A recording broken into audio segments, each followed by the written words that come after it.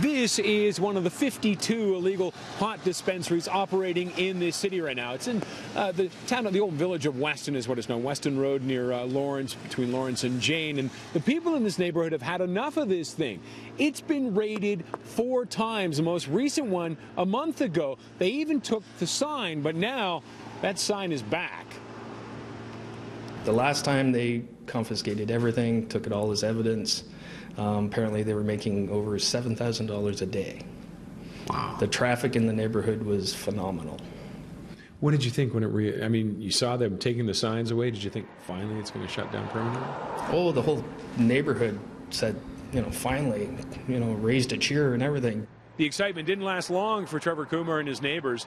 The sign reappeared today, meaning the owners could be getting ready to reopen. Frustrating for Coomer et al. However, when we buzzed, there was no answer. Small consolation for the father of 2 young boys. They know what's going on. Yeah. They see it all over the place.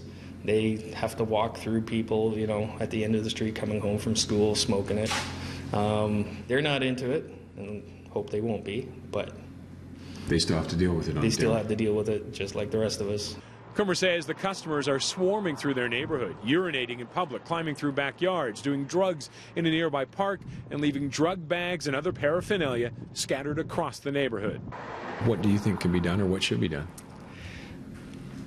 I think licensing has to step up. They're not licensed, that I know of. They haven't got a license. The Weston BIA has gone there and checked them out previously. No posted permits or licensing. There were cars going in making a U-turn, and I was standing here and they were asking me, can we still buy marijuana? And the cops were outside the building. Area Councillor Frances Nunziata joined police for the raid last month. She says she was stunned when she went in. I walked in and I was sick.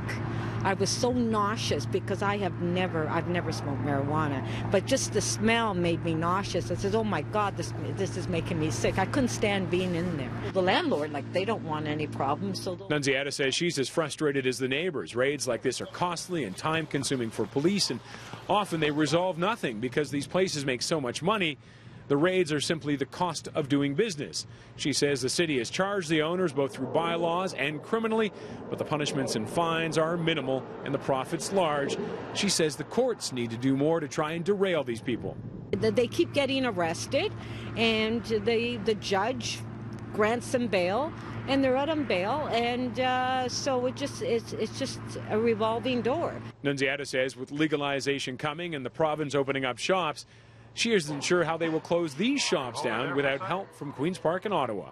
It's the feds that's legalized. I think it's the feds' responsibility that if they're going to legalize it, they have to give the proper resources and funding to the municipalities to enforce it. And Nunziata says she would also like to see the landlords being pursued in situations like this, but this one has been difficult because the building was just recently sold to a numbered company, making it difficult to trace at this point. Legalization of marijuana in Canada is expected possibly as early as July, but likely more toward the fall.